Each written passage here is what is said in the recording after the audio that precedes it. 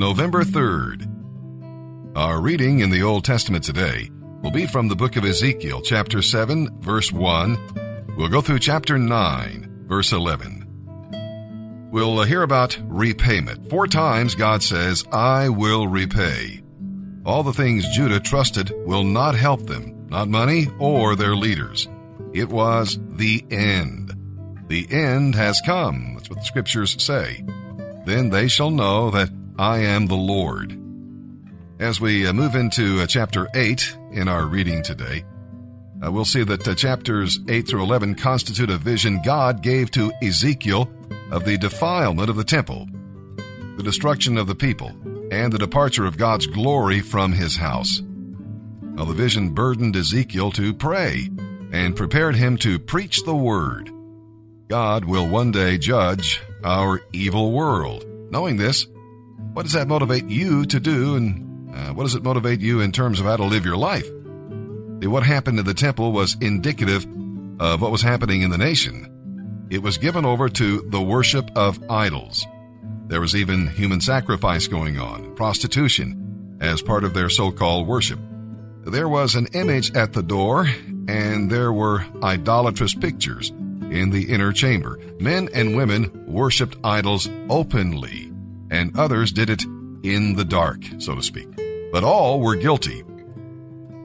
When sin comes in at the door of a person's life, it eventually moves to the inner chambers and takes over. This sin brought violence to the land and removed God's glory from his house. What a price to pay for sin. And with that, let's now begin our reading today in the Old Testament. November 3rd, Ezekiel chapter 7, verse 1, through chapter 9, verse 11. Then this message came to me, Ezekiel, from the Lord. Son of man, this is what the sovereign Lord says to Israel. The end is here. Wherever you look, east, west, north, or south, your land is finished. No hope remains, for I will unleash my anger against you. I will call you to account for all your disgusting behavior. I will turn my eyes away and show no pity, repaying you in full for all your evil. Then you will know that I am the Lord. This is what the sovereign Lord says. With one blow after another, I will bring total disaster. The end has come. It has finally arrived.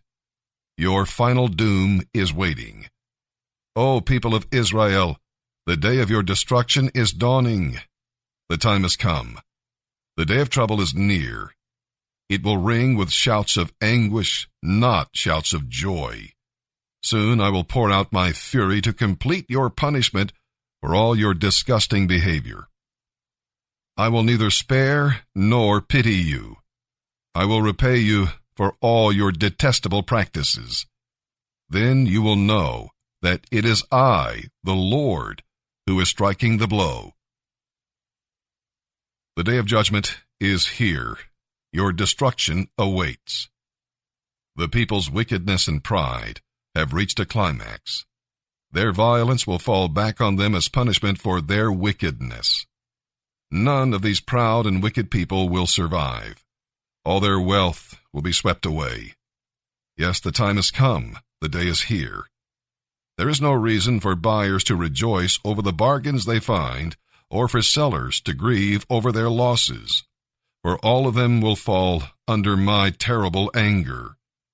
And if any merchants should survive, they will never return to their business. For what God has said applies to everyone. It will not be changed. Not one person whose life is twisted by sin will recover. The trumpets call Israel's army to mobilize, but no one listens, for my fury is against them all. Any who leave the city walls will be killed by enemy swords. Those who stay inside will die of famine and disease. The few who survive and escape to the mountains will moan like doves, weeping for their sins. Everyone's hands will be feeble. Their knees will be as weak as water. They will dress themselves in sackcloth, horror and shame will cover them. They will shave their heads in sorrow and remorse. They will throw away their money, tossing it out like worthless trash. It won't buy their deliverance in that day of the Lord's anger.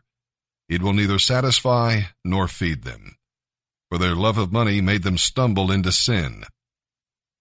They were proud of their gold jewelry and used it to make vile and detestable idols. That is why I will make all their wealth disgusting to them. I will give it as plunder to foreigners from the most wicked of nations, and they will defile it. I will hide my eyes as these robbers invade my treasured land and corrupt it. Prepare chains for my people, for the land is bloodied by terrible crimes. Jerusalem is filled with violence. I will bring the most ruthless of nations to occupy their homes.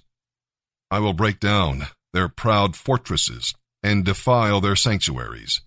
Terror and trembling will overcome my people. They will look for peace, but will not find it. Calamity will follow calamity. Rumor will follow rumor. They will look in vain for a vision from the prophets. They will receive no teaching from the priests and no counsel from the leaders.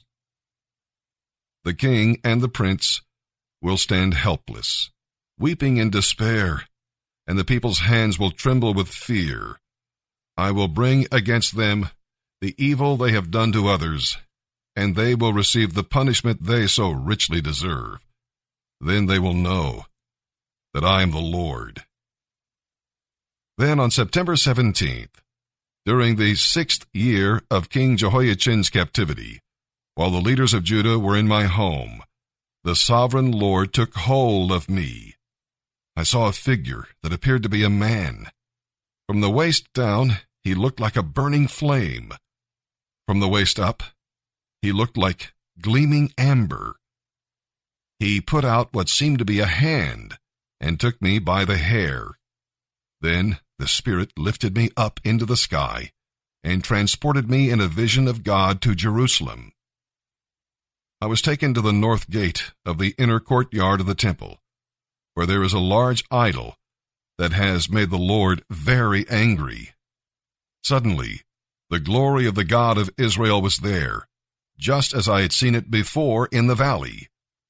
Then the Lord said to me, "Son of man, look toward the north." So I looked, and there to the north, beside the entrance to the gate of the altar, stood the idol that had made the Lord so angry. "Son of man," he said, "do you see what they are doing? Do you see the great sins the people of Israel are doing to drive me from my temple? But come, and you will see even greater sins than these." Then he brought me to the door of the temple courtyard, where I could see an opening in the wall. He said to me, "Now, son of man, dig into the wall." So I dug into the wall and uncovered a door to a hidden room. "Go in," he said, "and see the unspeakable wickedness going on in there." So I went in and saw the walls engraved with all kinds of snakes, lizards, and hideous creatures. I also saw the various idols worshipped by the people of Israel. 70 leaders of Israel were standing there with Jaazaniah, son of Shaphan, in the middle. Each of them held an incense burner, so there was a thick cloud of incense above their heads. Then the Lord said to me, "Son of man, have you seen what the leaders of Israel are doing with their idols in dark rooms? They are saying, 'The Lord doesn't see us. He has deserted our land.'" Then he added, "Come, I will show you greater sins than these." He brought me to the north gate of the Lord's temple, and some women were sitting there, weeping for the god Tammuz. "Have you seen this?" he asked. "But I will show you even greater sins than these." Then he brought me into the inner courtyard of the Lord's temple. At the entrance, between the foyer and the bronze altar, about 25 men were standing with their backs to the Lord's temple. They were facing eastward, worshiping the sun. "Have you seen this, son of man?" he asked. "Is it nothing to the people of Judah that they commit these terrible sins, leading the whole nation into violence, thumbing their noses at me, and rousing my fury against them? Therefore, I will deal with them in fury. I will neither pity nor spare them. And though they scream for mercy, I will not listen." Whom the Lord thundered, "Bring on the men appointed to punish the city. Tell them to bring their weapons with them." 6 men soon appeared from the upper gate that faces north, each carrying a battle club in his hand. One of them was dressed in linen and carried a writer's case strapped to his side. They all went into the temple courtyard and stood beside the bronze altar. Then the glory of the God of Israel rose up from between the cherubim where it had rested and moved to the entrance of the temple. And the Lord called to the man dressed in linen who was carrying the writer's case. He said to him, "Walk through the streets of Jerusalem and put a mark on the foreheads of all those who weep and sigh because of the sins they see around them." Then I heard the Lord say to the other men, "Follow him through the city and kill everyone whose forehead is not marked. Show no mercy, have no pity. Kill them all, old and young, girls and women and little children. But do not touch anyone with the mark. Begin your task right here at the temple." So they began by killing the 70 leaders. "Defile the temple," the Lord commanded. "Fill its courtyards with the bodies of those you kill. Go." So they went throughout the city and did as they were told. While they were carrying out their orders, I was all alone. I fell face down in the dust and cried out, "O sovereign Lord, will your fury against Jerusalem wipe out everyone left in Israel?" And then he said to me, "The sins of the people of Israel and Judah are very great. The entire land is full of murder. The city is filled with injustice. They are saying, 'The Lord doesn't see it. The Lord has forsaken the land.' So I will not spare them or have any pity on them. I will fully repay them for all they have done." Then the man in linen clothing, who carried the writer's case, reported back and said, "I have finished the work you gave me to do."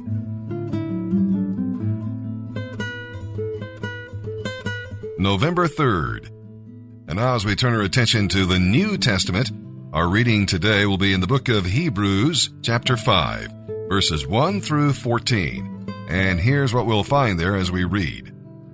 "Just as the Jewish high priest was appointed by God, so our great high priest was appointed by the Father, and he alone is worthy to serve. Never allow anybody to come between you and God, for Christ is the only mediator. The order of Melchizedek refers to Genesis. Being from the tribe of Judah, Jesus could not serve as priest on earth, but he can serve as priest in heaven.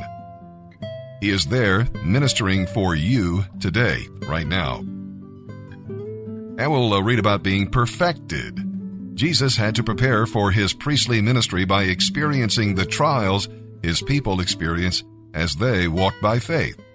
Because of the life that he lived and the death that he died, he is able to identify with your needs and give you grace to see you through. In other words, he understands and he helps. And we'll read about being neglected. The milk of the Word represents the first principles of the Christian life. That is what Jesus Christ did for us when he was on earth.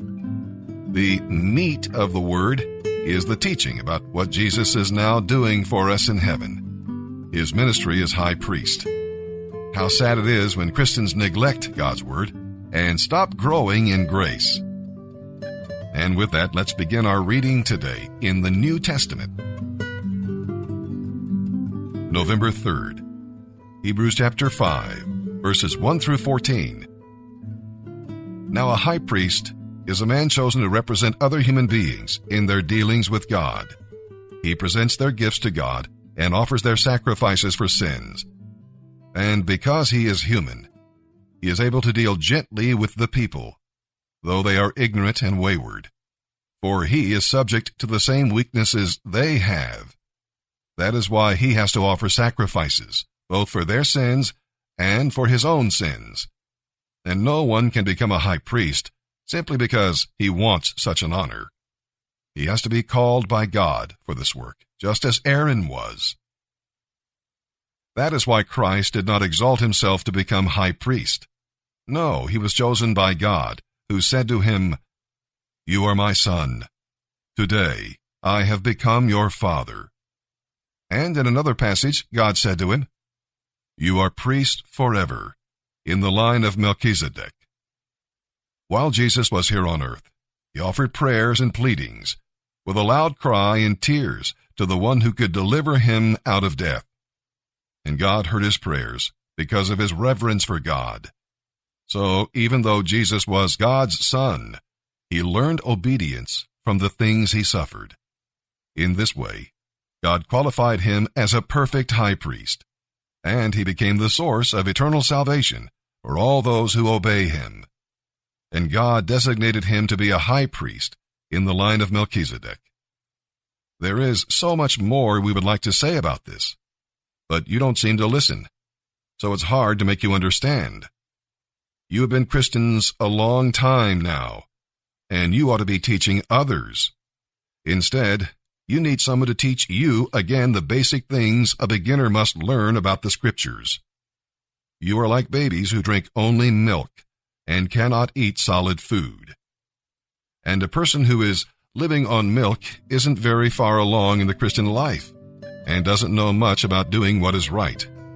Solid food is for those who are mature, who have trained themselves to recognize the difference between right and wrong and then do what is right. Our reading today is from Psalm 105, verses 1 through 15. Now, the previous psalm extols the Creator, while this one exalts the Redeemer and his providential care for his people, Israel. It talks about his deeds. When you read the history of Israel, you are encouraged by God's mighty and marvelous deeds wrought for his needy people. You want to praise him, rejoice in him, seek him, and tell others about him. And we'll read about his covenant. God bound himself by an oath to only one nation, Israel. He gave his promise to Abraham and then reaffirmed it to his descendants. The covenant was their assurance that they would inherit the land. God's new covenant people have the assurance that their future inheritance is secure. And we'll read about his servants. God sent Joseph to Egypt to preserve Jacob's family so that they could become a nation. He sent Moses to Egypt to deliver his people. He sent Aaron to assist Moses and serve as high priest for a sinful people. The point is, God always has a man or woman ready to send when a job must be done. He wants to hear you say, "Here am I, Lord, send me." Psalm 105, verses 1 through 15. Give thanks to the Lord and proclaim his greatness. Let the whole world know what he has done. Sing to him. Yes, sing his praises. Tell everyone about his miracles. Exult in his holy name. O worshipers of the Lord, rejoice. Search for the Lord and for his strength, and keep on searching. Think of the wonderful works he has done, the miracles and the judgments he handed down. O children of Abraham, God's servant, O descendants of Jacob, God's chosen one. He is the Lord our God. His rule is seen throughout the land. He always stands by his covenant, the commitment he made to 1,000 generations. This is the covenant he made with Abraham, and the oath he swore to Isaac. He confirmed it to Jacob as a decree, to the people of Israel as a never-ending treaty. I will give you the land of Canaan as your special possession. He said this when they were few in number, a tiny group of strangers in Canaan. They wandered back and forth between nations, from one kingdom to another. Yet he did not let anyone oppress them. He warned kings on their behalf. Do not touch these people I have chosen, and do not hurt my prophets.